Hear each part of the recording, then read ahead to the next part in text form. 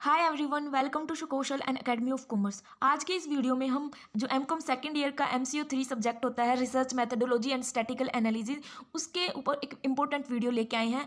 आप इसको एक रिवीजन वीडियो भी समझ सकते हैं क्योंकि हम जो इम्पोर्टेंट टॉपिक्स हैं MCO 03 के उनको कवर करेंगे आज के इस वीडियो में। ठीक है, आप अपनी जो बुक है वो खोल कर बैठ जाइए, साथ साथ में आप उसमें रीड आउट करते रहिए एंड साथ साथ में ये वीडियो जो है वो सुनते रहिए। ठीक है, तो ये जो वीडियो है वो इंग्लिश में कंटेंट होगा इसके अंदर, लेकिन मैं हर एक चीज़ को हिंदी में समझाती चलूँगी, तो जो हिंदी मीडियम वाले स्टूडेंट हैं उनके लिए भी ये वीडियो यूज़फुल होने वाली है। आप भी काफ़ी चीज़ जो मतलब डिफ़िकल्ट सब्जेक्ट जो टॉपिक्स हैं उनके जो मीनिंग्स हैं वो क्लियर कर सकते हैं, क्योंकि जो रिसर्च है वो थोड़ा टफ सब्जेक्ट होता है। ये चीज़ें हमने पहले कभी पढ़ी नहीं होती, तो खुद से इनको करना थोड़ा मतलब आसान नहीं होता इतना।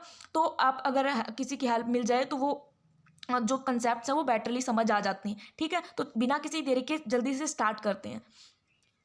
तो जो आपकी फर्स्ट यूनिट है रिसर्च की, इसके अंदर जो स्टार्टिंग जो फर्स्ट यूनिट है उससे करेंगे हम। सबसे पहले समझेंगे कि रिसर्च का मीनिंग क्या है, फिर different types of research and फिर ऑल दैट जो भी आपके इस यूनिट के अंदर इंपॉर्टेंट टॉपिक्स हैं। तो सब फर्स्ट ऑफ ऑल हम समझते हैं कि रिसर्च होती क्या है। तो रिसर्च क्या होती है, जैसे इस के वर्ड से ही इसके मीनिंग्स मतलब नाम से ही मीनिंग क्लियर हो रहा है कि दोबारा से सर्च करना किसी ऑलरेडी सर्च्ड इन्फॉर्मेशन को। ठीक है, तो रिसर्च क्या होता है, searching for an already searched information for same defined objectives, किसी पर्टिकुलर ऑब्जेक्टिव के लिए किसी इन्फॉर्मेशन को सर्च करना। ठीक है, तो रिसर्च क्या है, एक मतलब एक सिस्टेमेटिकली ढंग से हम किसी भी पर्टिकुलर प्रॉब्लम के सॉल्यूशन के लिए या फिर कुछ नई इन्फॉर्मेशन को गेन करने के लिए कुछ सर्च करते हैं, तो वही होता है रिसर्च। ठीक है, इसकी एक पर्टिकुलर जो मीनिंग है वो, क्योंकि हमें एग्जाम में तो एग्जैक्ट मीनिंग लिखना होगा, लेकिन हमें मीनिंग समझ आया हुआ है तो अच्छे से लिख सकते हैं। ठीक है, तो रिसर्च क्या है, एक ऑर्गेनाइज्ड और सिस्टेमेटिक स्टडी है मटेरियल की और सोर्सेज की in order to discover new things, नई चीज़ों को डिस्कवर करने के लिए, और stabilised fact and reach conclusion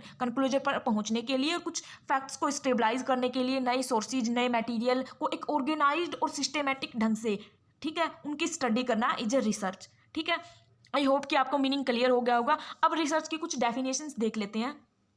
वैसे आपकी जो बुक है उसके अंदर भी दे रखा है रिसर्च का मीनिंग, लेकिन ये जो है ये एक तरह से इन्होंने प्रोसेस डिफाइन कर रखी है। ठीक है, तो एग्जाम के पर्सपेक्टिव से अगर आप अपना जो आंसर है वो ज़्यादा वाइड करना चाहते हैं तो आप ये नोट कर सकते हैं। ठीक है, तो जो रिसर्च है इन्होंने क्या बताया कि जो रिसर्च है वो क्या है, एक प्रोसेस है। रिसर्च एक प्रोसेस है जिसके अंदर हम एक प्रॉब्लम के सोल्यूशन के फाइंड आउट की बात करते हैं। ठीक है, एक प्रॉब्लम के सोल्यूशन के लिए बात करते हैं, उसके लिए हम एक हाइपोथेसिस जो है वो फॉर्मुलेट करते हैं। अब हाइपोथेसिस क्या होती है, एक अजम्पशन होती है। ठीक है, कुछ अजम्पशंस को पहले से हम कुछ अज्यूम करते हैं कि हम जो पर्टिकुलर प्रॉब्लम उसका सॉल्यूशन ये होगा, फिर हम उस डाटा को कलेक्ट करते हैं। ठीक है, अलग अलग फैक्ट्स को कलेक्ट करते हैं, फिर उनको एनालाइज करते हैं, फिर कुछ कंक्लूजन निकालते हैं। तो वो ये जो सारी एक प्रोसेस होती है यही रिसर्च होती है। ठीक है, हम जो प्रॉब्लम है पर्टिकुलर प्रॉब्लम है उसके सॉल्यूशन को फाइंड आउट करने की बात करते हैं। एंड कुछ जरूरी नहीं है कि हम किसी प्रॉब्लम के सॉल्यूशन को ही फाइंड आउट करें, हम कुछ नई चीज़ें भी सीख सकते हैं, नई इन्फॉर्मेशन की खोज कर सकते हैं। ठीक है, कुछ जनरलाइजेशन कर सकते हैं एंड फिर कुछ थ्योरी भी फॉर्मुलेट कर सकते हैं रिसर्च से। ठीक है, अब देख लेते हैं रिसर्च की डेफिनेशन। मैंने इसके अंदर 3 डेफिनेशन इंक्लूड की हैं, तीनों आसान है, आप अपने हिसाब से जो भी आपको सही लगे आप कर सकते हैं। जो फर्स्ट डेफिनेशन है उसको दिया गया था LV रेडमैन एंड AVH मोरी, अपनी उनकी जो बुक है द रोमांस ऑफ रिसर्च, उसके अंदर ये क्या बताते हैं कि रिसर्च क्या है। रिसर्च जो है वो एक सिस्टेमेटिक्ड एफर्ट है टू गेन न्यू नॉलेज, कि नई नॉलेज को गेन करने के लिए एक सिस्टेमेटिक तरीके से किया गया effort is a research. Then फिर सेकंड डेफिनेशन है उनको CR कोठारी ने दी थी अपनी जो रिसर्च मैथडोलॉजी इनकी बुक्स है इनके अंदर। ये क्या बताते हैं कि रिसर्च क्या है, रिसर्च एक साइंटिफिक और सिस्टेमेटिक सर्च है, साइंटिफिकली और सिस्टेमेटिकली ढंग से किया गया कोई सर्च, किसके लिए, किसी पर्टिनेंट इन्फॉर्मेशन के लिए, ऑन अ स्पेसिफिक टॉपिक, किसी स्पेसिफिक टॉपिक के ऊपर इंफॉर्मेशन को गेन करने के लिए साइंटिफिक और सिस्टेमेटिक ढंग से किया गया search is a research according to CR Kothari. ठीक है, देन जो लास्ट डेफिनेशन है थर्ड डेफिनेशन वो बिल्कुल आसान है, आप ये भी कर सकते हैं। ये जो है वो दी गई थी एडवांस लर्नर जो डिक्शनरी है उसके द्वारा ऑफ करंट इंग्लिश, जो करंट इंग्लिश की एडवांस लर्नर्स डिक्शनरी है उसके द्वारा दी गई डेफिनेशन है। ये क्या बात करते हैं, रिसर्च क्या है कि रिसर्च जो है वो एक केयरफुल तरीके से किया गया इन्वेस्टिगेशन या इंक्वायरी है। ठीक है, क्या है, इन्वेस्टिगेशन या इंक्वायरी है, specifically through search for new facts, नए फैक्ट्स को सर्च करने के लिए, in any branch of knowledge, किसी भी ब्रांच ऑफ नॉलेज में नए फैक्ट्स को सर्च करने के लिए कोई किया गया केयरफुली इन्वेस्टिगेशन या इंक्वायरी इज रिसर्च। ठीक है, तीनों डेफिनेशन आसान है, आपको जो अच्छी लगे आप याद रख सकते हैं, क्यों, और एग्जाम में जरूर आपको लिख के आनी है अगर रिसर्च से रिलेटेड कुछ पूछा जाए तो उसका मीनिंग एंड उसकी डेफिनेशन। ठीक है, अब इसके अंदर दो कंसेप्ट हैं, इंडक्शन और डिडक्शन से रिलेटेड। ठीक है, तो ये इंडक्शन और डिडक्शन क्या होता है इनको समझते हैं अच्छे से, क्योंकि ये जो है वो रिसर्च में बहुत यूजफुल होते हैं ये कंसेप्ट। तो इंडक्शन और डिडक्शन जो एक दूसरे के अपोजिट है। इंडक्शन का मतलब क्या होता है, कुछ इंडक्ट करना, कुछ निकालना। अब निकालना कैसे, किसी पर्टिकुलर चीज से। इंडक्शन में क्या होता है, हम कुछ पर्टिकुलर चीजों को ऑब्जर्व करते हैं, देन फिर उससे हम जनरलाइजेशन करते हैं। ठीक है, पर्टिकुलर चीज को ऑब्जर्व करके फिर कुछ जनरलाइजेशन करते हैं कि ये जो पर्टिकुलर चीज है वो सभी में अवेलेबल है। अब कैसे, अब जैसे एग्जांपल लो, हमने एक घर लिया, ठीक है, एक रूम, एक घर है, हम उसको ऑब्जर्व कर रहे हैं, उस घर के अंदर 5 रूम हैं। ठीक है, अब हमने क्या किया, हमने फर्स्ट रूम को देखा, फर्स्ट रूम के अंदर रेड कलर की चेयर रखी हुई थी। फिर हमने सेकंड रूम को देखा, उसमें भी रेड कलर की चेयर रखी हुई थी। फिर हमने थर्ड रूम को देखा, उसमें भी रेड कलर की चेयर रखी हुई थी। तो हमने इन 3 के बेसिस पे ये मतलब जनरलाइजेशन कर दिया। हमने ये 3 पर्टिकुलर रूम देखे, इनके बेस से हमने जनरलाइजेशन कर दिया कि जो 5 रूम है उस घर के, उसके अंदर रेड कलर की चेयर रखी हुई है। ठीक है, हमने अपने पर्टिकुलर चीज़ों के ऑब्जर्वेशन से जनरलाइजेशन कर दिया पूरे घर के सभी रूमों का। ठीक है, तो ये होता है इंडक्शन। जब हम किसी पर्टिकुलर चीज़ से कुछ जनरलाइजेशन कर देते हैं वो होता है इंडक्शन। तो इंडक्शन क्या है, एक प्रोसेस है रीजनिंग की, जहाँ पे हम एक जनरलाइजेशन पे पहुँचते हैं। We arrive at generalisation from particular facts, particular fact से जनरलाइजेशन पे आते हैं। तो इंडक्शन क्या है, एक मूवमेंट है नॉलेज का from particular observation to general rule या प्रिंसिपल, जनरल रूल या प्रिंसिपल्स तक पहुंचना किसी पर्टिकुलर ऑब्जर्वेशन से। ठीक है, अब इसमें भी एग्जांपल दे रखा है कि जो अगर हम ऑब्जर्व किया कि number of cases when prices increases lest purchase, कि जब कुछ हमने कुछ कमोडिटीज़ के प्राइसिंग से रिलेटेड ये चीज़ ऑब्जर्व की कि जब भी उनके प्राइसेस बढ़ते हैं, इंक्रीज होते हैं, तो वो उनको कम खरीदते हैं लोग। ठीक है, तो इस पर्टिकुलर कुछ कमोडिटीज़ के बेसिस पे हमने जनरलाइजेशन कर दिया कि सारी कमोडिटीज़ के लिए कि जब भी प्राइस इंक्रीज होता है डिमांड फॉल होती है, डिमांड कम होती है। ठीक है, तो ये जनरलाइजेशन कर दिया, यही होता है इंडक्शन। ठीक है, अब बात करते हैं डिडक्शन। डिडक्शन इसका अपोजिट है। इसमें क्या करते हैं, हम जनरलाइजेशन से पर्टिकुलर चीज़ के ऊपर आते हैं। जनरलाइजेशन पहले से होता है, ठीक है, सभी चीज़ों के बारे में पहले सबसे कुछ पता होता है, फिर हम किसी पर्टिकुलर चीज़ के बारे में बताते हैं। ठीक है, अब इसका भी एग्जाम्पल आप पहले देख लिए ताकि आपको समझ में आ जाए। ठीक है, जैसे इन्होंने बोला कि ऑल मैन है वो मॉर्टल है, ये जनरलाइजेशन है कि सारी चीज़ों के बारे में बता रखा है इन्होंने। ऑल मैन जो है वो मॉर्टल है, फिर जो रंजीत है वो एक मैन है। तो इसके बेसिस पे, ये इस जनरलाइजेशन के बेसिस पे रंजीत ये मैन है, हमने इससे ये निकाल दिया कि जो मैन है, सारे मैन तो मॉर्टल थे, तो रंजीत एक मैन है तो ये भी मॉर्टल ही होगा। ठीक है, तो हमने जनरलाइजेशन से पर्टिकुलर किसी फैक्ट के बारे में बता दिया, तो यही होता है डिडक्शन। ठीक है, इंडक्शन में इसका अपोजिट था। तो यही भी एक बार रीड आउट कर लेते हैं कि क्या है, एक way of making particular influence बनाते हैं फ्रॉम जनरलाइजेशन। ठीक है, एक मूवमेंट है नॉलेज का general rule to particular rule. ठीक है, यही डिडक्शन है। इंडक्शन डिडक्शन, आई होप कि आपको ये क्लियर हो गए होंगे कंसेप्ट। अब बात करते हैं सिग्निफिकेंस रिसर्च की इन बिजनेस, कि बिजनेस के अंदर रिसर्च की क्या इंपॉर्टेंस है, हम क्यों रिसर्च करते हैं, क्यों हम रिसर्च पढ़ रहे हैं। हम एक बिजनेस के स्टूडेंट हैं, ठीक है, तो हम रिसर्च क्यों पढ़ रहे हैं, क्या इंपॉर्टेंस है रिसर्च की, ये समझते हैं। यहाँ पर ये मैंने ना पॉइंट्स में लिखे हैं, तो अगर क्योंकि एग्जाम में आपको पॉइंट्स में ही लिखने हैं। ठीक है, अब आपको पॉइंट्स अच्छे से समझ आ जाएंगे तो अंदर का मैटर तो आप खुद से भी लिख लोगे। ठीक है, तो अब जो फर्स्ट है वो है कि क्विक एंड ऑब्जेक्टिव डिसीजन। जब बिजनेस में हमें जल्दी से और कुछ ऑब्जेक्टिवली कुछ डिसीजन लेना हो। ऑब्जेक्टिव डिसीजन का मतलब एक तो होता है जैसे सब्जेक्टिविटी, हम अपनी खुद की जो परसेप्शन है वो भी उसके अंदर इंक्लूड करो।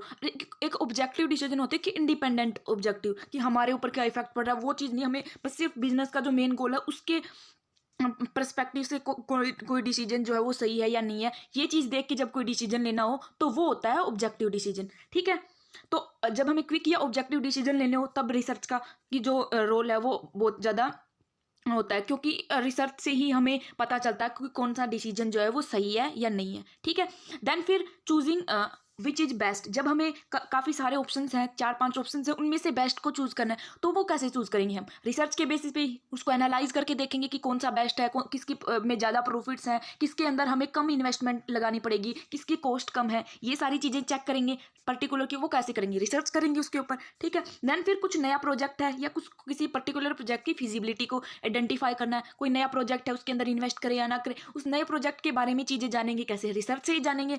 देन फिर प्रोजेक्ट की फिजिबिलिटी, क्या हम फिजिबल भी हैं किसी प्रोजेक्ट को लगाने के लिए। ठीक है, हमारी इतनी कैपेसिटी भी है, तो वो चीज़ें भी रिसर्च से ही पता चलेंगी।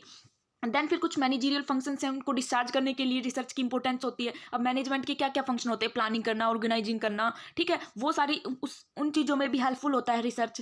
देन फिर फैसिलिटेट्स इन्वायरमेंट इवैल्यूएशन। अब हमारा बिजनेस है, उसके का जो इन्वायरमेंट है, इंटरनल और एक्सटर्नल इन्वायरमेंट है, उस एक्सटर्नल इन्वायरमेंट का में क्या चीज़ें हैं जो हमें अफेक्ट कर रही हैं, क्या क्या चेंजेज आने वाले हैं इन्वायरमेंट के अंदर, वो सारी चीज़ें कैसे करेंगे, जानेंगे हम उनको कैसे इवेलुएट करेंगे, रिसर्च की हेल्प से, ठीक है। तो रिसर्च जो है वो इन्वायरमेंट के इवेल्युएशन में भी हमें फैसिलिटेट करता है। देन फिर कुछ डिस्कवरी करना है, कुछ इन्वेंशन करना है, तो उसमें तो रिसर्च का रोल होता ही है, ठीक है। कुछ नई, हम जैसे जो वो फार्मेसी वाली कंपनियां थी, उन्होंने जो वैक्सीन बनाई तो वो कैसे बनाई, कुछ डिस्कवरी की, कुछ इन्वेंशन किया, वो चीज़ की, तो उसमें किसकी हेल्प मिली, रिसर्च ही किया होता है, ठीक है। जब कुछ डिस्कवरी करते हैं, कुछ इन्वेंट करते हैं, तो उसमें भी।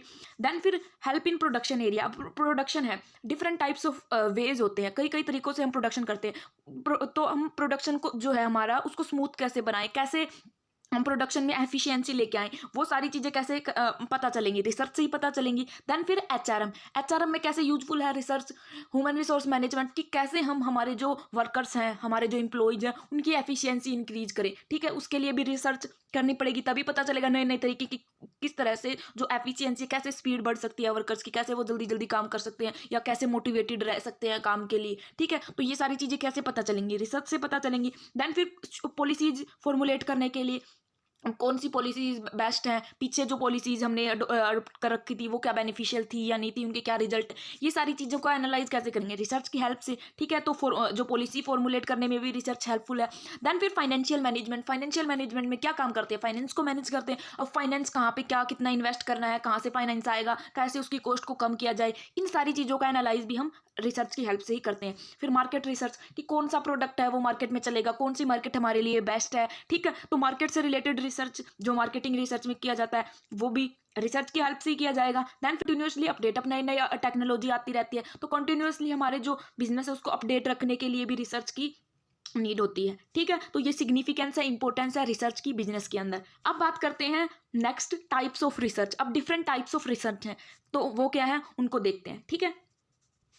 अब यहाँ पर मैंने सिर्फ नाम लिखे हैं डिफरेंट टाइप्स ऑफ रिसर्च के, लेकिन मैं एक एक टाइप को समझाती चलूँगी, ठीक है। तो आपको सिर्फ अपनी बुक्स खोल लेनी है और उसके अंदर जो जो भी मैं टाइप्स करवा रही हूँ उसको देखते रहना है, ठीक है। फिर आप वीडियो सुनने के बाद उनको रीड आउट कर लेना, आपको सारी जो टाइप्स हैं वो समझ आ जाएंगी, ठीक है। अब जो फर्स्ट टाइप है वो है कि अब मतलब अलग अलग बेसिस पे इनको डिवाइड किया हुआ है, ठीक है। तो जो पहले जो बेस लिया है वो है कि ब्रांच ऑफ नॉलेज, कि नॉलेज के बेसिस पे अलग अलग डिवाइड किया, या आप इनको सब्जेक्ट्स के बेसिस पे भी बोल सकते हो, ठीक है। तो अब बिजनेस के अंदर जो जो भी काम होते हैं उनके बेसिस पे इन्होंने रिसर्च को डिवाइड कर दिया। अब कौन कौन से बिजनेस में क्या करते हैं, मैनेजमेंट करते हैं, तो मैनेजमेंट रिसर्च में क्या करेंगे, मैनेज करेंगे, जो मैनेजमेंट का काम होता है उनसे रिलेटेड प्रॉब्लम्स के सॉल्यूशन के लिए रिसर्च करेंगे, मैनेजमेंट रिसर्च। प्रोडक्शन रिसर्च, कि नए नए तरीके प्रोडक्शन के, कैसे प्रोडक्शन में जो कॉस्ट है उसको कम किया जाए, कैसे जल्दी जल्दी जो स्पीड है प्रोडक्शन की वो बढ़ाई जाए, कैसे एफिशिएंसी जो है वो इंक्रीज की जाए, प्रोडक्शन रिसर्च में ये काम करेंगे। पर्सोनल रिसर्च, पर्सोनल वही एचआरएम जो ह्यूमन रिसोर्सेज होते हैं उनको पर्सोनल बोलते हैं।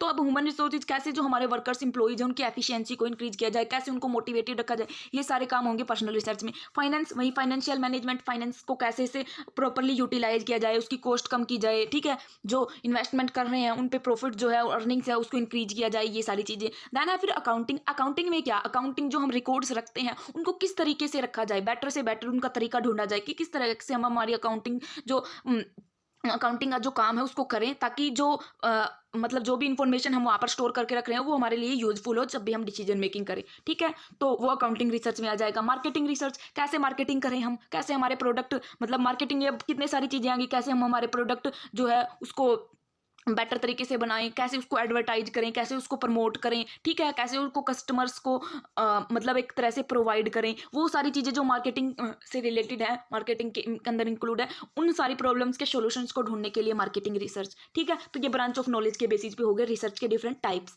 देन अब बात आती है नेचर ऑफ डाटा। अब डाटा के बेसिस पे कैसे, कि जो डाटा होता है एक तो होता है न्यूमेरिकल्स में। अब डाटा टू टाइप्स का होता है, एक तो न्यूमेरिकल नंबर्स में डाटा, एक होता है जैसे कुछ पॉइंट्स में क्वालिटेटिव डाटा बोलते हैं जिसको हम, ठीक है। वो नंबर्स में नहीं होता, उसके अंदर जैसे क्वालिटेटिव चीज़ें लिखी हुई होती हैं। तो इस बेसिस पे रिसर्च को डिवाइड कर दिया कि जहाँ पर हम डाटा नंबर से रिलेटेड रिसर्च करते हैं, डाटा से रिलेटेड रिसर्च करते हैं, क्वांटिटेटिव नंबर से रिलेटेड रिसर्च करते हैं, वो क्वांटिटेटिव, एंड जहाँ पर हम क्वालिटेटिव कंसेप्ट्स, ठीक है, क्वालिटेटिव कंसेप्ट्स की बात करते हैं, वो हो गया क्वालिटेटिव रिसर्च। अब क्वालिटेटिव टाइप्स कैसे, अब कुछ चीज़ें होती हैं जैसे कि वर्कर्स जो है उनकी एफिशिएंसी को इंप्रूव करना है, कैसे इंप्रूव होती है, ये सारी चीज़ें, ये सारी टाइप का जो रिसर्च है वो आएगा क्वालिटेटिव में। वहाँ पे कुछ नंबर्स की बात तो नहीं हो रही। और क्वांटिटेटिव कैसे आएगा कि हमें सेल्स जो है हमारी पिछले साल जो है सेल्स जो है वो कुछ नंबर्स में होंगी, ठीक है, फिर उस नंबर्स का हमें 10% इंक्रीज करना है, अब की बार हमें 20% इंक्रीज करना, तो ये बातें जो है वो नंबर्स में होगी, तो वो नंबर्स वाली चीज़ें आ गई क्वांटिटेटिव में। और क्वालिटेटिव में क्वालिटी वाली कि पर्टिकुलर कंसेप्ट पॉइंट्स वाली बातें आ गई, ठीक है। देन है फिर कवरेज के बेसिस पे एक छोटे से पार्ट की स्टडी करें तो वो हो गया माइक्रो स्टडी, ठीक है।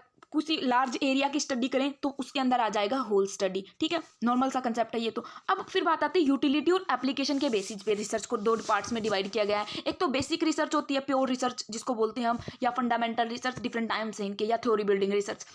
एक होती है अप्लाइड रिसर्च, अप्लाइड या एक्शन रिसर्च। तो अब जो बेसिक और प्योर फंडामेंटल रिसर्च है उसके अंदर क्या होता है, हम कोई जो इन्फॉर्मेशन है उसका बेस तैयार करते हैं, ठीक है, कोई इन्फॉर्मेशन है उसका बेस तैयार करते हैं, ठीक है। तो ये थ्योरेटिकल होती है नेचर में।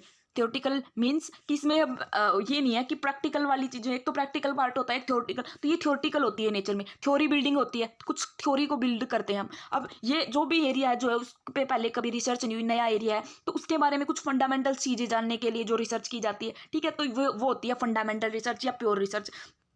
तो इसके अंदर हम ये नहीं है कि कुछ बड़ी सी चीज़ जो है वो खोज कर देंगे, कोई बड़ा सा एरिया निकाल देंगे, क्योंकि इसके ऊपर पहले कभी रिसर्च हुई नहीं। तो हम जो बेसिक चीज़ें हैं, इस कोई भी पर्टिकुलर कंसेप्ट जिसके बारे में रिसर्च कर, वहीं जानेंगे हम इसके अंदर, ठीक है। तो बेसिक और फंडामेंटल रिसर्च होती है जिसके अंदर हम स्टार्टिंग जो किसी कंसेप्ट को समझने की कोशिश करते हैं स्टार्टिंग से, तो वो होती है बेसिक और फंडामेंटल रिसर्च या प्योर रिसर्च या फिर थ्योरी बिल्डिंग भी बोलते हैं इसको, ठीक है। नेक्स्ट फिर है अप्लाइड और एक्शन रिसर्च। ये जो एक्शन रिसर्च है वो अप्लाइड रिसर्च का ही पार्ट होती है, ठीक है। तो अप्लाइड और एक्शन रिसर्च क्या होती है, इसके अंदर हम किसी पर्टिकुलर प्रॉब्लम के सॉल्यूशन के लिए रिसर्च करते हैं। अब जो बेसिक और प्योर थी उसमें तो जस्ट हम कोई भी इन्फॉर्मेशन है, नई इन्फॉर्मेशन है, उसको जानने के लिए कुछ सर्च करते हैं, कुछ रिसर्च करते हैं। लेकिन अप्लाइड और एक्शन रिसर्च में हम कोई, हमारे पास पर्टिकुलर प्रॉब्लम होती है, कोई फर्म से रिलेटेड, कोई बिजनेस से रिलेटेड, उसके सॉल्यूशन के लिए रिसर्च करते हैं, ठीक है, कि उस प्रॉब्लम को सॉल्यूशन का फाइंड आउट करने के लिए हम रिसर्च करते हैं, ठीक है। तो ये जो रिसर्च है अप्लाइड और एक्शन रिसर्च, ये प्रैक्टिकल होती है नेचर में, ठीक है। हम प्रैक्टिकली किसी जो एक्चुअल में जो सिचुएशन है उसके सॉल्यूशन के फाइंड आउट की बात करते हैं, ठीक है। तो इसकी जो एप्लीकेबिलिटी है, हम जिस भी चीज़ सॉल्यूशन के लिए बात कर रहे हैं उसके लिए एप्लीकेबल होगी ये, ठीक है। तो इसकी लोकल एप्लीकेबिलिटी होती है जो अप्लाइड रिसर्च है इसकी। लेकिन जो बेसिक और फंडामेंटल रिसर्च, इसमें तो हम स्टार्टिंग ही कर रहे हैं किसी चीज़ के बारे में जानने की, तो इसकी जो है एप्लीकेबिलिटी वो जनरलाइजेशन होता है, इसका मतलब जनरल एप्लीकेबिलिटी होती है इसकी, ना कि किसी लोकल पर्टिकुलर एरिया के ऊपर, ठीक है। बस मेन यही डिफरेंस था इनके अंदर। देन है फिर प्लेस के बेसिस पे कि किस प्लेस पे हम रिसर्च कर रहे हैं। एक फील्ड स्टडी होती है, फिर लेबोरेटरी, और फिर जो लाइब्रेरी या डॉक्यूमेंट स्टडी। जो फील्ड स्टडी है वो हम नेचुरल सेटिंग्स में करते हैं, ठीक है। नेचुरल सेटिंग मतलब कि पर्टिकुलर प्लेस पे करते हैं कि जहाँ पे हमें डाटा मिल रहा है, या जो कोई एक फील्ड के अंदर नेचुरल में है वो जगह, उस जगह पे हम फील्ड स्टडी करते हैं, जैसे सर्वे वगैरह करते हैं, ठीक है, पर्टिकुलर उन जगह पे जा जाके हम करते हैं, तो वो होती है फील्ड स्टडी। एक लैबोरेटरी जो लैब के अंदर की जाती है, जैसे जो साइंटिफिक जो रिसर्च होती है जहाँ पे केमिकल्स मतलब लैब में कुछ केमिकल्स में चेंज करके कुछ रिसर्च किया जाता है, ठीक है, कुछ निकाला जाता है रिजल्ट, वो होती है लैबोरेटरी स्टडी। फिर जो डॉक्यूमेंट्री स्टडी, डॉक्यूमेंट्री स्टडी कैसे, हम बहुत सारे बुक्स, डॉक्यूमेंट्स, पुरानी चीज़ें जो बुक्स वगैरह हैं उनको पढ़ के कुछ इंफॉर्मेशन फाइंड आउट करते हैं, ठीक है। तो वो होती है लाइब्रेरी या डॉक्यूमेंट्री स्टडी बोल सकते हो आप इसको, ठीक है। आई होप कि आपको इनके मीनिंग जो है वो क्लियर हो गए होंगे, ठीक है। अब बात करते हैं मेथड के बेस पे रिसर्च के डिफरेंट टाइप्स। मेथड के बेस पे कैसे कि कौन सा मेथड जो है वो मेन यूज किया जाता है पर्टिकुलर रिसर्च के अंदर, वो, ठीक है। इनको डिटेल में हम आगे समझेंगे, जस्ट अभी इनके नाम देख लेते हैं। फर्स्ट है सर्वे की, जहाँ पे सर्वे किया जाता है। देन फिर ऑब्जर्वेशन में हम ऑब्जर्व करते हैं चीज़ों को, ठीक है। देन है फिर केस स्टडी में हम किसी पर्टिकुलर एक चीज़ के बारे में पूरा डिटेल में जानते हैं। देन फिर एक्सपेरिमेंट कर करके देखते हैं। हिस्टोरिकल, कुछ पुराने डाटा जो पास्ट में जो चीज़ होली उसके बारे में कुछ उससे इंफॉर्मेशन से कुछ कंक्लूजन निकालने की कोशिश करते हैं, ठीक है। देन है कंपैरेटिव में कंपैरिजन कर करके देखते हैं दो तीन चीज़ों के बीच में, फिर उनसे कुछ इन्फॉर्मेशन निकालते हैं, ठीक है। तो ये होती है मेथड के बेस्ड पे रिसर्च।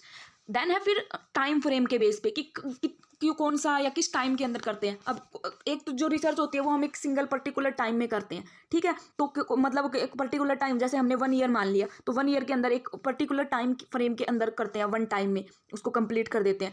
लेकिन कुछ जो रिसर्च होती है वो लंबे टाइम तक चलती रहती है, तो उनको बोलते हैं लॉन्गिट्यूडनल रिसर्च, ठीक है। वो कई सालों तक या कई टाइम पीरियड्स तक चलती रहती है, ठीक है। तो अब जैसे ये वो होता है, इंडस्ट्रियल डेवलपमेंट हुआ था, तो उससे रिलेटेड जो रिसर्च है, जो प्लान्स बने थे, वो लॉन्ग टाइम तक 4-5 साल तक चलते रहे थे, ठीक है। तो ऐसे लॉन्गिट्यूडनल रिसर्च होती है, वो लॉन्ग टाइम तक चलती रहती है, ठीक है। अब फिर पर्पज के बेस पे कि किस पर्पज के लिए कर रहे हैं हम स्टडी, उसके बेसिस पे जो 4 टाइप्स हैं रिसर्च के, वो क्या क्या है, डिस्क्रिप्टिव, एनालिटिकल स्टडी और इवैल्यूएशन स्टडी या एक्सप्लोरेटरी स्टडी। अब इनको समझते हैं, ये इंपॉर्टेंट है, ये एग्जाम पर्सपेक्टिव से भी इंपॉर्टेंट है और इनको समझना भी जरूरी है, ठीक है। तो फर्स्ट देखते हैं डिस्क्रिप्टिव रिसर्च। डिस्क्रिप्टिव रिसर्च क्या होती है, इसके अंदर हम डिस्क्राइब करते हैं किसी पर्टिकुलर चीज़ को, कोई पर्टिकुलर सिचुएशन है, कोई इंस्टीट्यूशन है, कोई भी चीज़ है, उसको हम डिस्क्राइब करते हैं, उसके बारे में बताते हैं। अब जैसे डिस्क्रिप्शन नहीं होता, जैसे कोई प्रोडक्ट वगैरह होता है, उसके ऊपर डिस्क्रिप्शन दिया होता है, उसकी चीज़ बारे में बताया हुआ होता है, तो ऐसे डिस्क्रिप्शन स्टडी में हम कोई भी पर्टिकुलर चीज़ है उससे रिलेटेड डिस्क्रिप्शन देते हैं, उसके बारे में बताते हैं, उसकी क्या क्या फीचर्स हैं, ये सारी चीज़ें बताई जाती हैं डिस्क्रिप्टिव स्टडी में, ठीक है। तो एक तरह से कोई चीज़ को डिस्क्राइब करते हैं हम, वो होती है डिस्क्रिप्टिव स्टडी, ठीक है। डिस्क्रिप्टिव रिसर्च बोल सकते हो या डिस्क्रिप्टिव स्टडी। हम इसमें कोई प्रॉब्लम के सोल्यूशन की बात नहीं करते या कुछ नई इन्फॉर्मेशन सर्च करने की बात नहीं करते, जो ऑलरेडी चीज़ें हैं उनको डिस्क्राइब करते हैं डिस्क्रिप्टिव स्टडी, ठीक है। फिर बात आती है एनालिटिकल। एनालिटिकल स्टडी क्या होती है, इसके अंदर जब हम किसी पर्टिकुलर चीज़ के बारे में, किसी पर्टिकुलर फिनोमेना के बारे में इन डेप्थ या क्रिटिकली इवेलुएट करते हैं उसको, ठीक है। इन डिटेल में जाके कुछ रिसर्च करते हैं, जब जो रिसर्चर्स हैं वो अपनी जो क्रिटिकल थिंकिंग है उसको यूज करके एनालाइज करते हैं किसी पर्टिकुलर चीज़ को, ठीक है। अब जैसे इसके एग्जाम्पल देखो, जैसे कि जो चैंटिंग होती है उसका मेंटल पीस के ऊपर क्या इंपैक्ट पड़ता है, तो इसके लिए उसको एनालिटिकल, जो रिसर्चर है उसके अंदर एनालिटिकल स्किल होनी चाहिए, वो क्रिटिकली इवेलुएट करेगा, इन डेप्थ में एनालाइज करेगा इस चीज़ के ऊपर, ठीक है। वो होती है एनालिटिकल स्टडी। देन है फिर इवेलुएशन। इवेलुएशन जो रिसर्च है या इवेलुएशन जो स्टडी है, उसके अंदर क्या होता है कि किसी पर्टिकुलर चीज़ का किसी चीज़ के ऊपर क्या इंपैक्ट हुआ उसको इवेलुएट करना, ठीक है। इवेलुएशन में हम इवेलुएट करते हैं कि किसी पर्टिकुलर चीज़ का किसी दूसरी चीज़ के ऊपर क्या इंपैक्ट हुआ, उसको इवेलुएट करना, उसको मेजर करना, एक तरह से आप बोल सकते हो, ठीक है। देन है फिर जो लास्ट टाइप है वो है एक्सप्लोरेटरी रिसर्च। एक्सप्लोरेटरी जैसे नाम से हम समझ सकते हैं कि नई नई चीज़ों को एक्सप्लोर करना, कुछ अलग चीज़ है, जो कुछ नई चीज़ें हैं उनको एक्सप्लोर करना जब करते हैं तो वो होती है एक्सप्लोरेटरी स्टडी, ठीक। इसके अंदर क्या होता है, कुछ जो एम्बिग्यूअस सिचुएशन होती है, कुछ अजीबोगरीब सी सिचुएशन, उनके बारे में हम जानने की कोशिश करते हैं, उनको एक्सप्लोर करने की कोशिश करते हैं। जैसे अब हिस्टोरिकल प्लेसेज होते हैं, अब मतलब कुछ अलग अलग सी चीज़ें, कुछ नए नए से कंसेप्ट होते हैं, तो उनको अगर कोई हिस्टोरियन जानना चाहता है, उनको एक्सप्लोर करता है, उनको डिटेल में समझता है, तो वो जो रिसर्च करता है वो होती है एक्सप्लोरेटरी रिसर्च, ठीक है। तो एक तरह से ये जो रिसर्च होता है स्टार्टिंग स्टेज में की जाती है, जब हम किसी नई चीज़ को जानने के लिए उसको एक्सप्लोर करते हैं, और वो चीज़ कैसी होगी, कुछ अजीबोगरीब सी या कुछ एम्बिग्यूअस सिचुएशन होगी, ठीक है। उसको एक्सप्लोर करने के लिए, मतलब एक तरह से उसके पर्टिकुलर मीनिंग को ही समझने के लिए, ठीक है।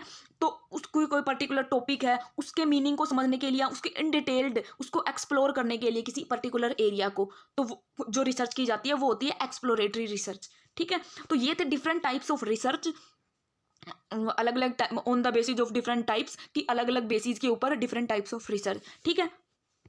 अब जो आपकी ये यूनिट है, इसके अंदर एक जो कंसेप्ट है वो रह गया इंपॉर्टेंट, जो है मेथड्स ऑफ रिसर्च। इनसे बड़ा क्वेश्चंस भी आ सकता है और पर्टिकुलर मेथड पे छोटा क्वेश्चन भी पूछा जा सकता है शॉर्ट में, ठीक है। या कोई दो मेथड्स के बीच में डिफरेंस भी पूछा जा सकता है, ठीक है। तो इसके अंदर कौन कौन से मेथड्स हैं जो आपको करने हैं, survey method, observation method, case method, experimental method, historical method या कंपैरेटिव मेथड, या आप मेथड्स बोल सकते हो या डिफरेंट टाइप्स ऑफ रिसर्च बोल सकते हो, ठीक है। ऐसे ये मेथड्स ही हैं रिसर्च करने के मेथड्स, कि कैसे हम डाटा कलेक्ट करते हैं या कैसे हम किसी पर्टिकुलर चीज़ के बारे में जानते हैं, ठीक है। तो एक एक मेथड को डिटेल में देखते हैं। तो जो फर्स्ट मेथड है वो है सर्वे मेथड। अब सर्वे मेथड क्या होता है, आपने खुद ऑब्जर्व किया होगा कि जब हमारे घरों में कई बार सर्वे वाले आते हैं, वो हमसे कुछ क्वेश्चन पूछते हैं और कुछ इन्फॉर्मेशन लेते हैं, ठीक है। तो सर्वे मेथड क्या होता है कि जब भी हम किसी इंटरव्यू के थ्रू या वैसे ही पर्सनली कुछ क्वेश्चन पूछ के, मतलब वो इंटरव्यू हो गया या फिर कोई क्वेश्चन भेज के, ठीक है, क्वेश्चन मतलब कुछ पेज के ऊपर कुछ क्वेश्चन लिख के उनको मेल करके, या फिर डायरेक्टली हम किसी चीज़ को देख के ऑब्जर्व करके जब हम डाटा कलेक्ट करते हैं, तो वही होता है सर्वे, ठीक है। तो सर्वे मेथड में क्या होता है जब हम डाटा कलेक्ट करते हैं ऑब्जर्वेशन से या कुछ इंटरव्यू से, तो वही होता है सर्वे। ठीक है, एक पर्टिकुलर जो डेफिनेशन है इस मेथड की वो देख लेते हैं। ठीक है, क्योंकि एग्जाम के पर्सपेक्टिव से आपको एक पर्टिकुलर पॉइंट लिखना पड़ेगा। तो सर्वे मेथड क्या होता है, तो specification of procedure for gathering information about a large number of people bye collecting information from a few of them, कि एक लार्ज पार्ट है उसके बारे में कुछ निकालने के लिए, इंफॉर्मेशन गैदर करने के लिए हम जानना चाहते हैं लार्ज एरिया के बारे में, लेकिन हम करते क्या है, एक पर्टिकुलर पार्ट से इंफॉर्मेशन कलेक्ट करते हैं और फिर उसके बेसिस पे हम ये जानते हैं कि हाँ ये जो यहाँ पे जो मिला है, जो हमें इन्फॉर्मेशन मिली है वो सबकी मतलब सेम ही है। ठीक है, तो वही होता है जो सर्वे। इसमें क्या है, स्पेसिफिकेशन ऑफ प्रोसीडर, एक procedure gathering information about large number of people, large number of peoples के बारे में इन्फॉर्मेशन गैदर करने के लिए by collecting information from few of them, सिर्फ कुछ एक से इन्फॉर्मेशन लेते हैं हम, उनमें से सबसे नहीं लेते, लेकिन जो एनालाइज है वो सबके बारे में करते हैं वो। ठीक है, हम अज्यूम करते हैं कि ये जो थोड़े से पार्ट के बारे में जो इन्फॉर्मेशन मिली है वो सबके बारे में ही सेम है। ठीक है, वो सब में ही वो फीचर्स हैं। ठीक है, नेक्स्ट डेफिनेशन और देख लेते हैं। सर्वे में क्या होता है कि जो सर्वे रिसर्च है वो है studying sample chosen from population to discover the relative incidence, distribution and inter relationship of sociological और साइकोलॉजिकल बैरियर्स, कि सैंपल जो पूरी पॉपुलेशन है उसमें से एक सैंपल्स को चूज करते हैं। ठीक है, पूरी जो पॉपुलेशन है उसमें से एक सैंपल को चूज करते हैं एंड उस डिस्कवर करते हैं, फिर उसके रिलेटिव इंसिडेंस को, उसके डिस्ट्रीब्यूशन को, इंटर रिलेशनशिप को, सोशियोलॉजिकल और साइकोलॉजिकल वेरिएबल्स को, उसके सारे वेरिएबल्स को डिस्कवर करते हैं। ठीक है, तो यही होता है सर्वे मेथड।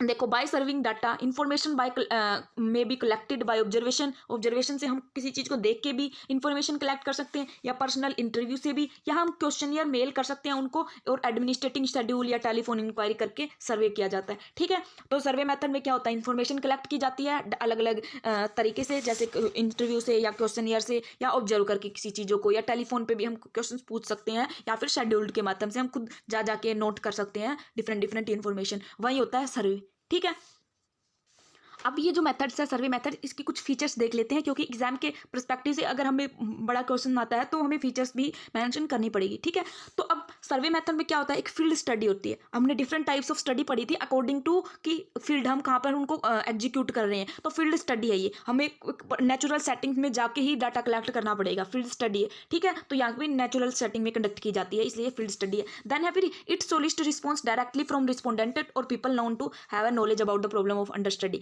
कि इसके अंदर हम क्या करते हैं, जिन के पास नॉलेज है एक्चुअल में, उनके पास जाके डायरेक्टली उनसे हम रिस्पॉन्सेज लेते हैं। ठीक है, उनसे पूछते हैं डायरेक्टली, जिनके बारे में हमें नॉलेज लेनी है। अब हमें किसी के बारे में सर्वे करना है, अब हमें जो गांव के लोगों के बारे में सर्वे करना है, तो हम उन गांव के लोगों से पर्सनली जाके उनसे मिलके डायरेक्टली उनसे क्वेश्चंस पूछते हैं। ठीक है, तो इसमें डायरेक्टली रिस्पॉन्स है वो रिस्पोंडेंट से या पीपल से लिए जाते हैं जिनके बारे में हम सर्वे कर रहे हैं। ठीक है, देन है फिर कि gathers information from a large population, कि ज़्यादातर जो सर्वे है उसमें लार्ज मतलब सर्वे किया जाता है, तो लार्ज पॉपुलेशन से इन्फॉर्मेशन को कलेक्ट किया जाता है। ठीक है, देन है फिर a survey cover a defined geographical area, a village और सिटी, कि एक डिफाइन जोग्राफिकल एरिया कवर करता है सर्वे, जैसे कि हम एक पर्टिकुलर गाँव का सर्वे कर रहे हैं, सिटी का कर रहे हैं, या डिस्ट्रिक्ट का कर रहे हैं। ठीक है, इसके अंदर एक टाइम फ्रेम होता है। अब ये नहीं है कि हम सर्वे स्टार्ट कर दिया कब तक कंटिन्यू चलता ही रहा, एक टाइम फ्रेम, एक फिक्स्ड टाइम होता है कि इतने टाइम में हम कोई सर्वे कर रहे हैं। ठीक है, देन नेक्स्ट पॉइंट है कि इट कैन बी एक्सटेंसिव सर्वे,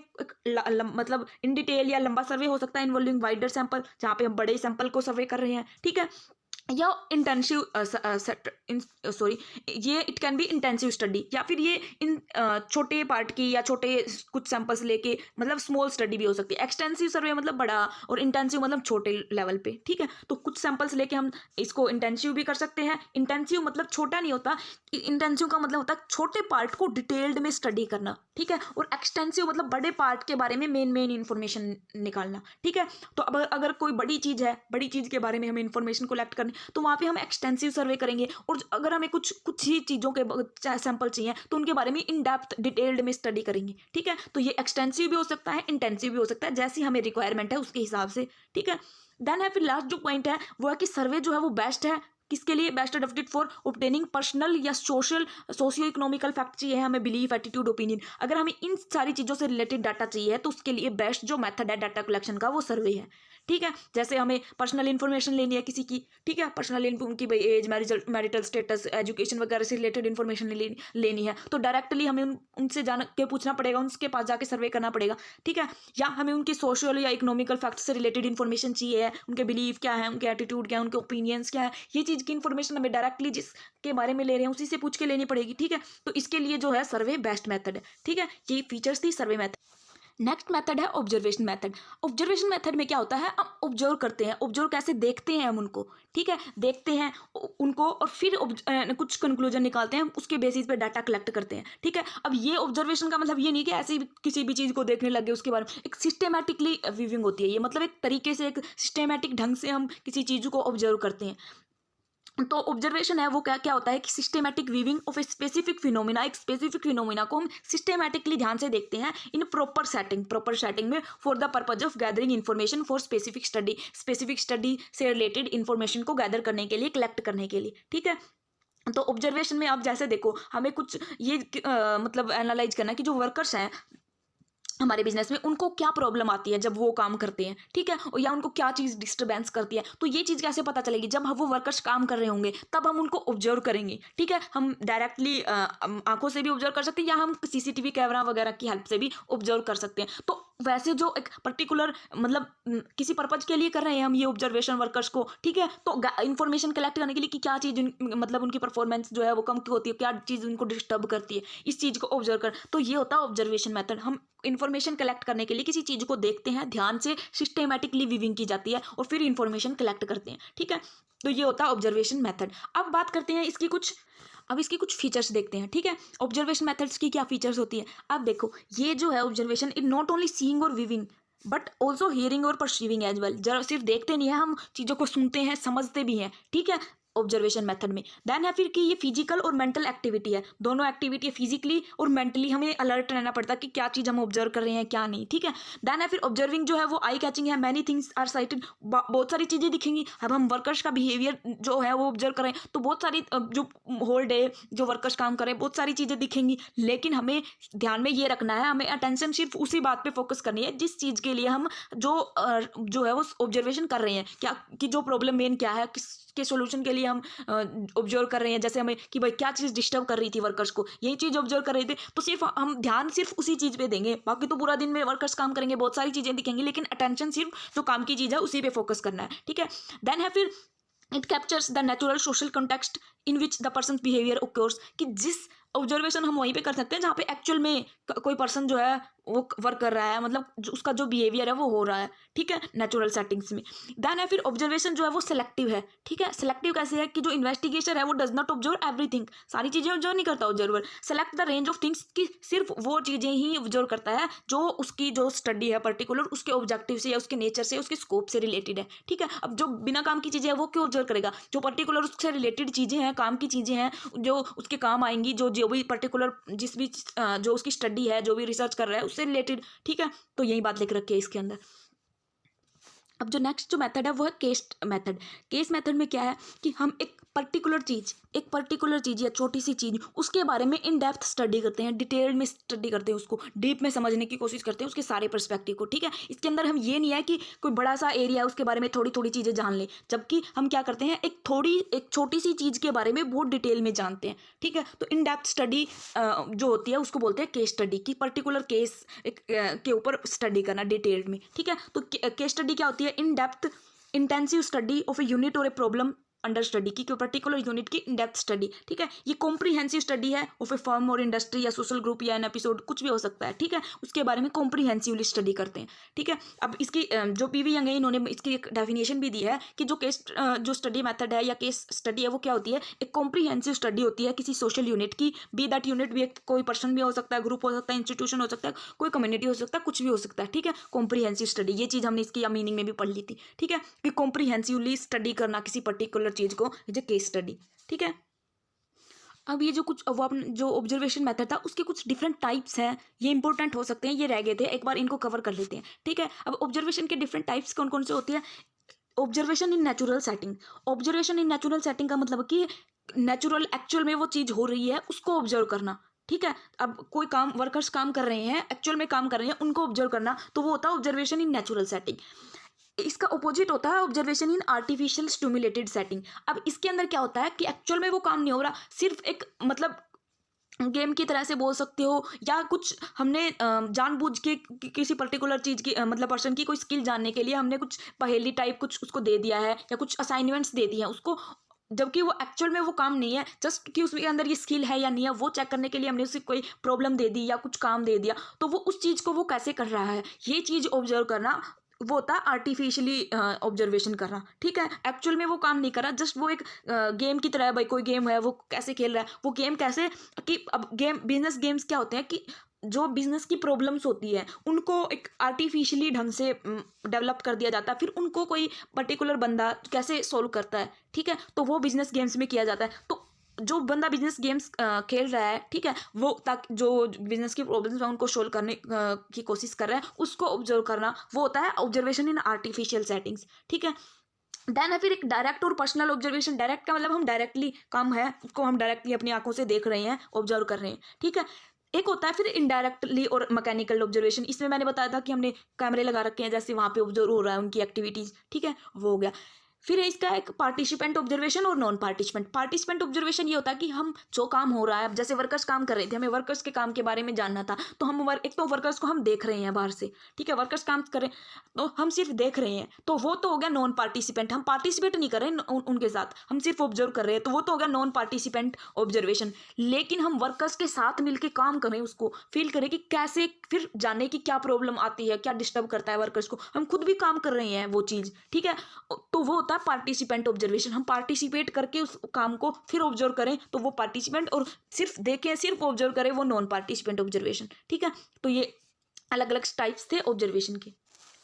फिर जो नेक्स्ट टाइप है वो है हिस्टोरिकल मेथड। अब हिस्टोरिकल मेथड में क्या होता है, हम हिस्टोरिकल कुछ चीज़ों का यूज करते हैं। ठीक है, हिस्टोरिकल डाटा या डॉक्यूमेंट्स या कुछ भी चीज़ों का यूज करके कुछ रिसर्च करते हैं, कुछ कंक्लूजन निकालते हैं। ठीक है, तो हिस्टोरिकल रिकॉर्ड्स का यूज करके हम कुछ प्रेजेंट में कुछ रिसर्च कर रहे हैं, तो वो होती है हिस्टोरिकल रिसर्च। अब जैसे हमें, जैसे कंपनी के 10 या 20 साल की सेल्स हैं, उनका उससे रिलेटेड कुछ ट्रेंड निकाल रहे हैं कि भाई क्या ट्रेंड रहा, तो वो चीज़ क्या है, वो कुछ पास्ट की चीज़ है, कुछ पास्ट का डाटा है, उसको यूज करके प्रेजेंट में कुछ कंक्लूजन्स निकाल रहे हैं। ठीक है, तो वो होता है हिस्टोरिकल रिसर्च। अब वैसे तो सारी जो रिसर्च है, जो डाटा से रिलेटेड, डॉक्यूमेंट से रिलेटेड, वो हिस्टोरिकल रिसर्च होती है। क्यों? क्योंकि हम जो चीज़ होली, जो चीज़ हैपन होली, उनके बारे में ही मतलब उन्हीं चीज़ों को यूज करके हम फ्यूचर के लिए या जो प्रेजेंट है उसके अंदर रिसर्च करते हैं। ठीक है, तो अब हिस्टोरिकल रिसर्च भी वही होता है कि कुछ एक्सप्लेनेशंस या कुछ जनरलाइजेशन हम पास्ट के जो ट्रेंड्स हैं उनसे निकालने की कोशिश करते हैं, ताकि हम जो फ्यूचर्स को जो है कि चीज़ों को एंटिसिपेट कर सकें, उनको को मतलब मेजर कर सकें कि क्या ट्रेंड होने वाला है, या प्रेजेंट की जो सिचुएशंस हैं उसको समझ सकें। ठीक है, लेकिन बस इसमें हम यही है कि हिस्टोरिकल जो डॉक्यूमेंट्स हैं या जो कुछ रिकॉर्ड्स हैं उनको एनालाइज करते हैं। ठीक है, तो हिस्टोरिकल रिसर्च में क्रिटिकल इन्वेस्टिगेशन किया जाता है पुरानी चीज़ों का, पुराने रिकॉर्ड्स का, एंड फिर उनके बेसिस पे प्रेजेंट की सिचुएशन है या प्रेजेंट में जो है वो एनालाइज किया जाता है, कुछ कंक्लूजन निकाला जाता है। वही होता है हिस्टोरिकल रिसर्च। ठीक है, या हिस्टोरिकल मेथड्स बोल सकते हो हम इसको रिसर्च करने का।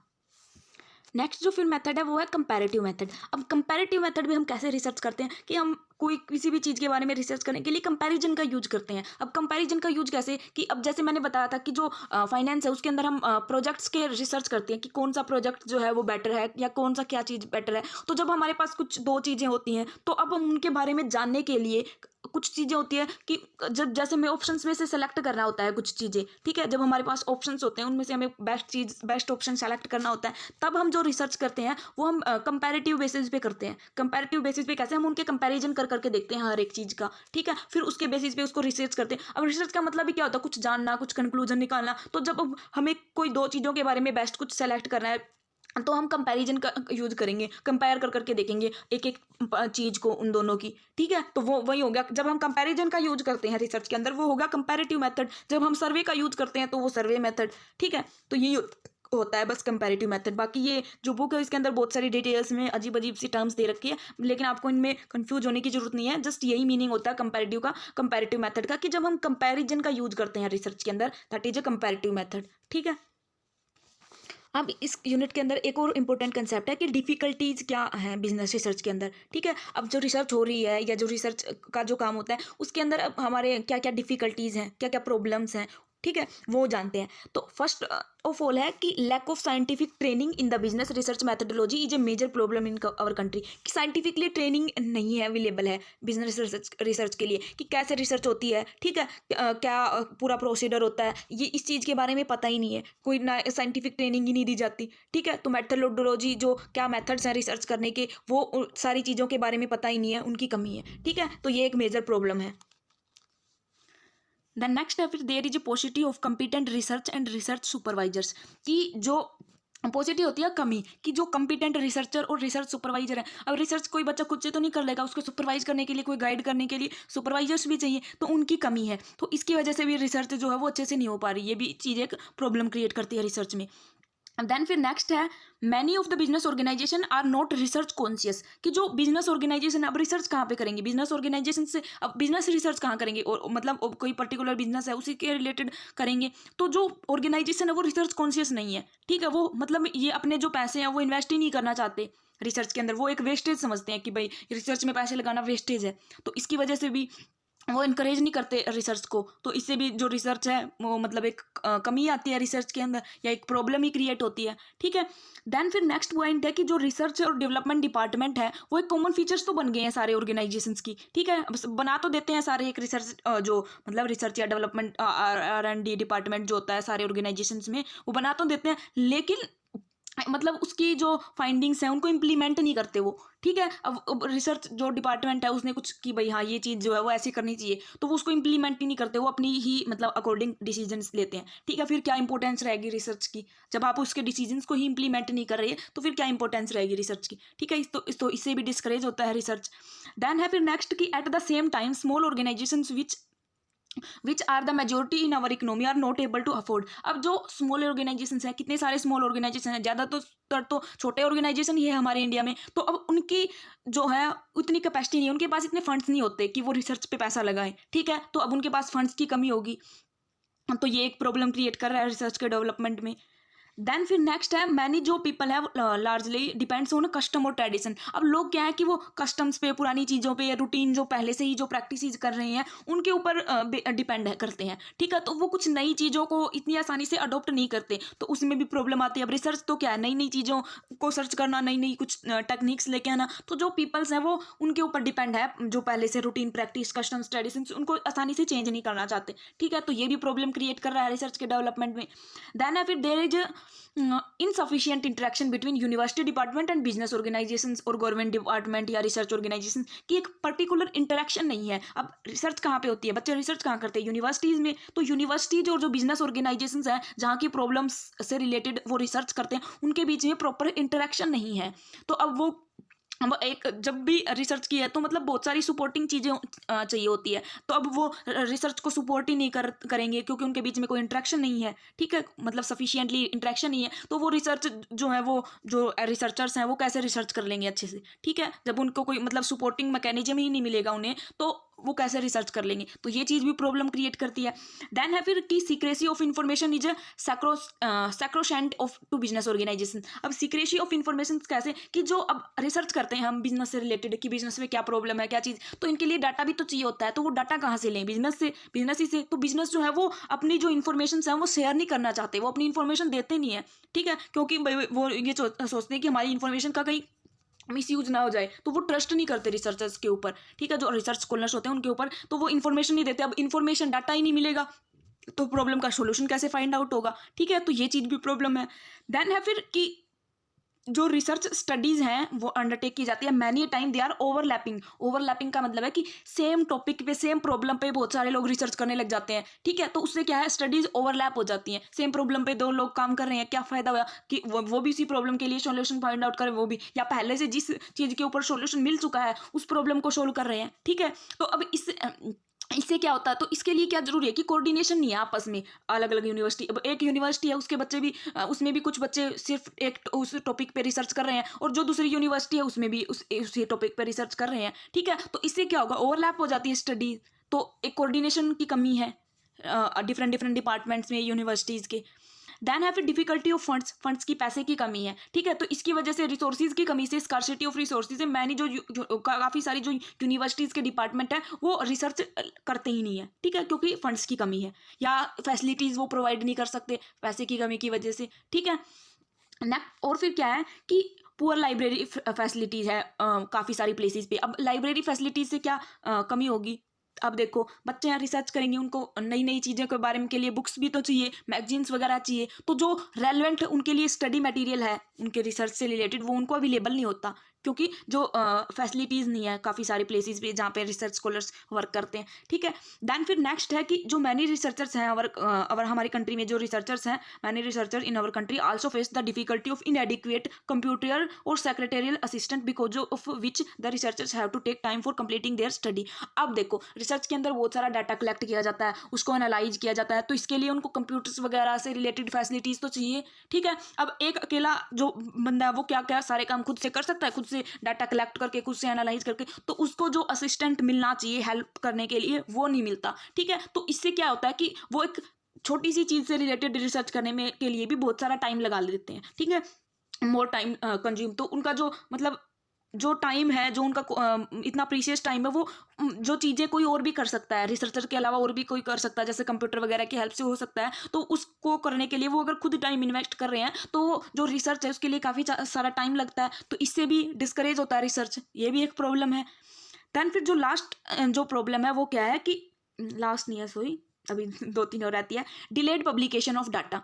अब डिलेड पब्लिकेशन ऑफ डाटा कैसे कि डिलेड पब्लिकेशन ऑफ डाटा होता है कि there is a difficulty of timely availability of up to date data from publish sources. अब डाटा जो है रिसर्च करने के लिए डाटा की नीड होती है, तो काफ़ी सारी जगह से डाटा चाहिए होता है, तो वो टाइम पे पब्लिश नहीं होता, ठीक है, या अगर पब्लिश हो जाए तो वो अवेलेबल नहीं होता। जैसे वो इसके अंदर वही सेम बात है लाइब्रेरी वाली की, लाइब्रेरी वाली फैसिलिटी नहीं है, तो वो डाटा जो मैगजीन्स वगैरह जो डाटा चाहिए होता है वो टाइम पे प्रोवाइड नहीं होता, और टाइम लग जाता है उसके अंदर 2-3 साल का, ठीक है। अब करंट डाटा है वो पब्लिश होने में या उसको पूरा प्रोसेस होने में, आम पब्लिक तक पहुंचने में उसको 2-3 साल का टाइम लग जाता है, फिर तब उसकी ज़रूरत ही क्या, क्योंकि अब लेटेस्ट डाटा ही चाहिए होता है रिसर्च के लिए, तो पुराना डाटा का क्या काम है, ठीक है, वो तो इररिलेवेंट हो जाता है, तो उसके लिए टाइम ज़्यादा लग जाता है, तो इससे भी प्रॉब्लम क्रिएट होती है।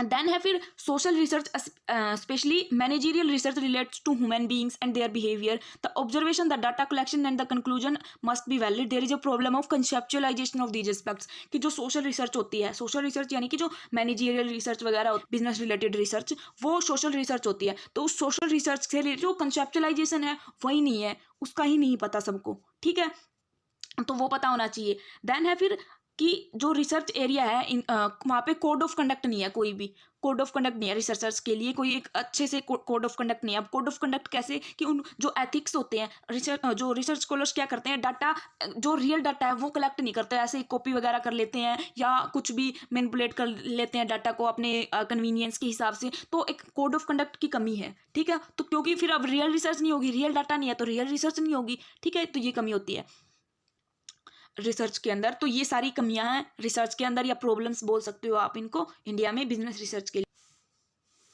अब बात करते हैं रिसर्च प्रोसेस की, कि जो रिसर्च होती है उसके अंदर क्या प्रोसेस फॉलो की जाती है, पहले क्या काम करते हैं फिर क्या काम करते हैं, ठीक है, ऐसे प्रोसेस। तो जो रिसर्च है उसके अंदर सबसे पहले क्या किया जाता है कि प्रॉब्लम को डिफाइन किया जाता है, ठीक है। अब हम किसी भी रिसर्च कर रहे हैं तो कोई प्रॉब्लम होगी, मतलब कोई भी ऐसी सिचुएशन होगी जिसके लिए हम कुछ या तो कुछ हम उसका बेटर तरीका ढूंढ रहे हैं, या फिर कोई प्रॉब्लम है उसके सोल्यूशन के लिए रिसर्च कर रहे हैं। तो पहले जो भी प्रॉब्लम है, अब जरूरी नहीं है कि प्रॉब्लम एक्चुअल में कुछ प्रॉब्लम ही होनी चाहिए। अब जब जैसे हम कुछ नई चीज़ों को जानने के लिए भी रिसर्च करते हैं, ठीक है, कुछ नए एरियाज को एक्सप्लोर करने के लिए भी, तो वो जो भी चीज़ एक्सप्लोर करना चाहते हैं रिसर्च के टर्म में उसको एज ए प्रॉब्लम ट्रीट किया जाता है, ठीक है, कि जिसके बारे में हम कुछ जानना चाहते हैं या कोई सोल्यूशन फाइंड आउट करना चाहते हैं, वो प्रॉब्लम होगी, ठीक है। तो पहले उसको डिफाइन करेंगे अच्छे से कि एक्चुअल में हम किस चीज़ के बारे में क्या जानना चाहते हैं, ठीक है, इन डिटेल उसको डिफाइन करेंगे रिसर्च प्रॉब्लम को, ठीक है।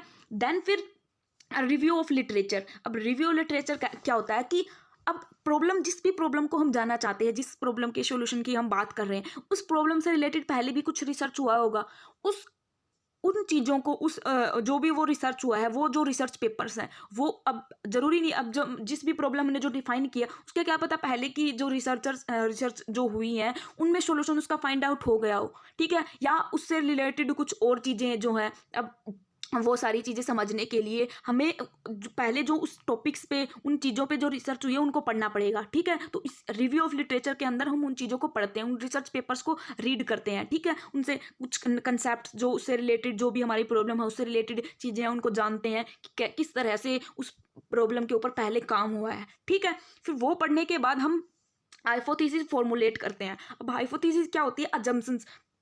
अब हम पहले से ही अज्यूम कर लेते हैं कि जो हम प्रॉब्लम का सॉल्यूशन फाइंड आउट करना चाहते हैं उसका ये सॉल्यूशन है, ठीक है। या मतलब एक हाइपोथेसिस फॉर्मुलेट कर लेते हैं कि जो पर्टिकुलर हमारी प्रॉब्लम है उसका ये हाइपोथेसिस है, ठीक है। फिर उसको अज्यूम करते हुए हम आगे का काम करते हैं, ठीक है। तो पहले हम एक अजम्पशंस बना लेते हैं, हाइपोथेसिस का मतलब यही होता है, ठीक है। फिर वो बनाने के बाद हम हमारा जो रिसर्च जो डिजाइन है वो करते हैं। अब रिसर्च डिजाइन क्या होता है कि कैसे हम हमारा रिसर्च करेंगे, उसका एक पूरा डिजाइन, उसका एक फॉर्मेट तैयार कर लेते हैं। इसके अंदर क्या होता है? सैम्पलिंग डिजाइन इसके अंदर इंक्लूड होता है। सैम्पलिंग डिजाइन क्या कि कैसे सैंपल लेंगे हम, सैंपल क्या होता है, ये चीज़ें हम आगे डिटेल में पढ़ेंगे। लेकिन जब पॉपुलेशन है, अब सारी पॉपुलेशन को तो हम अब किसी भी चीज़ है उससे रिलेटेड डाटा कलेक्ट करना है, तो ये जो टोटल ऑल ओवर एरिया है वो हो गया पॉपुलेशन। लेकिन हम पूरा जो एरिया है उसका डाटा कलेक्ट नहीं कर सकते क्योंकि ये फिजिबल नहीं होता एक रिसर्चर के लिए। इसलिए वो क्या करते हैं, एक छोटा सा पार्ट निकाल लेते हैं एज ए सैंपल, उसको स्टडी करते हैं, फिर उसके बेसिस पे उसके जो रिजल्ट होते हैं उनको पूरी पॉपुलेशन के ऊपर इम्प्लीमेंट कर देते हैं कि ये जो रिजल्ट्स निकले हैं इस छोटे पार्ट के, वो इस पूरी जो पॉपुलेशन है उसके ऊपर मतलब उसके लिए है ये, ठीक है। उसके ऊपर एग्जीक्यूट कर देते हैं उनको। तो हम जो सैंपल है, कैसे सैंपल लेंगे, कितना सैंपल लेंगे, ये सारी चीज़ें उससे रिलेटेड काम होता है सैंपल डिजाइन में। तो रिसर्च डिजाइन के अंदर ही होता है सैंपलिंग डिजाइन, इसको हम डिसाइड करते हैं। फिर हम एक्चुअल में कलेक्ट करते हैं डाटा इकट्ठा करते हैं। कैसे? सर्वे से, क्वेश्चनियर से, अलग अलग मेथड्स जो है डाटा कलेक्शन के, उनसे डाटा कलेक्ट करते हैं। फिर डाटा कलेक्ट करने के बाद हम उसको एनालाइज करते हैं और फिर टेस्ट करते हैं हाइपोथेसिस जो हमने यहाँ पे फॉर्मुलेट की थी। अब डाटा एनालाइज करके कुछ रिजल्ट निकला होगा, क्या वो रिजल्ट वही है जो हमने हमारी रिसर्च जो हाइपोथेसिस जो हमने अज्यूम किया था उसको फिर एनालाइज करते हैं। फिर फाइनली हम कंक्लूजन निकालते हैं और रिपोर्ट लिखते हैं, ठीक है। जो हमारा कंक्लूजन आता है, जो हमारा रिजल्ट निकलता है उसको इंटरप्रेट करते हैं और फिर उसको बताएंगे कैसे रिपोर्ट लिख के, तो उसके लिए रिपोर्ट लिखी जाती है। तो ये स्टेप्स होते हैं रिसर्च पूरी प्रोसेस के, ठीक है। इनको और डिटेल में भी देख लेते हैं एक बार। ये देखो, ये 10 स्टेप्स हैं, ठीक है। तो फर्स्ट जो स्टेप्स है, 1 मिनट यहाँ से, जो फर्स्ट स्टेप है वो क्या है? सिलेक्शन रिसर्च प्रॉब्लम का और रिसर्चेबल एरिया, जिस एरिया में रिसर्च करना चाहते हैं ये जो रिसर्च प्रॉब्लम है उसको सेलेक्ट करेंगे, ठीक है। फिर acquaintance with current theory and knowledge and work done in that area, कि ये चीज़ जानेंगे कि करंट थ्योरी जो हमारी जो प्रॉब्लम है उससे रिलेटेड करंट क्या नॉलेज है, करंट क्या काम हुआ है उस चीज़ के ऊपर, वो चीज़ जानेंगे, ठीक है। देन फिर definition and specification of research problem more clearly, तभी हम एक्चुअल में क्लियरली बताएंगे कि हमारी क्या प्रॉब्लम है। पहले जो चीज़ें हुई हैं उनको जान के, उनको देख के, ठीक है, उनको ऑब्जर्व करके कि पहले क्या क्या चीज़ें हुई हैं उनको समझ के, फिर हम एक्चुअल में डिफाइन करेंगे हमारी प्रॉब्लम को, ठीक है। फिर करेंगे हाइपोथेसिस को फॉर्मुलेट, ठीक है। हम फिर हमारी कुछ अजम्पशंस अज्यूम करेंगे कि हमारा जो मतलब जो भी प्रॉब्लम है उसके लिए ये सॉल्यूशन हो सकता है या ये सॉल्यूशन हो सकता है, वो फॉर्मुलेट करेंगे, ठीक है। Formulation of research hypothesis at least research objective, कि क्या ऑब्जेक्टिव है हमारे रिसर्च के, क्यों हम रिसर्च कर रहे हैं, ठीक है, वो ऑब्जेक्टिव फॉर्मुलेट करेंगे। देन फिर सोर्सेज ऑफ डाटा को आइडेंटिफाई करेंगे, कहाँ से डाटा कलेक्ट करेंगे, उनके सोर्स को आइडेंटिफाई करेंगे। देन फिर सोर्स आइडेंटिफाई करके हम जिस भी तरीके से, जिस भी सोर्स से या जो भी मेथड यूज करके डाटा कलेक्ट कर रहे हैं उनको तैयार करेंगे। अब जैसे क्वेश्चनियर है, हम क्वेश्चंस पूछ के डाटा कलेक्ट करना चाहते हैं तो वो क्वेश्चनियर बनाना भी तो पड़ेगा, वो क्वेश्चंस भी तो फॉर्म करने पड़ेंगे, तो वो तैयार करेंगे, या शेड्यूल से या स्केल से जो भी चीज़ है उनको कंस्ट्रक्ट करेंगे, उनको बनाएंगे, ठीक है। देन है फिर next step pre testing of the instrument and their possible revision, कि जो हमने इंस्ट्रूमेंट्स बनाए हैं कि डाटा कलेक्ट करने के वो सही है, उनको टेस्ट करके देखेंगे छोटे लेवल के ऊपर कि वो सही है या नहीं है, ठीक है। फिर क्या करेंगे? Formal acquisition end of data and information through survey, observation, interview. फिर एक्चुअल में डाटा को कलेक्ट करेंगे सर्वे से, ऑब्जर्वेशन से, या डिफरेंट मेथड्स जो भी हमने चूज किए हैं, फिर उसको प्रोसेस करेंगे, एनालाइज करेंगे डाटा को, एंड फाइनली कुछ रिजल्ट जो है वो इंटरप्रेट करेंगे और फिर उसको राइट करेंगे रिपोर्ट में, ठीक है। ये जो है वो पूरी प्रोसेस है बिजनेस रिसर्च की, या आप रिसर्च की भी बोल सकते हो, ठीक है। आई थिंक जो नेक्स्ट यूनिट है वो हमें अलग वीडियो में कवर करनी पड़ेगी क्योंकि ये वीडियो ऑलरेडी काफ़ी लंबा हो चुका है, ठीक है। तो वो हम जो नेक्स्ट यूनिट है वो नेक्स्ट वीडियो में लेके आते हैं, ठीक है।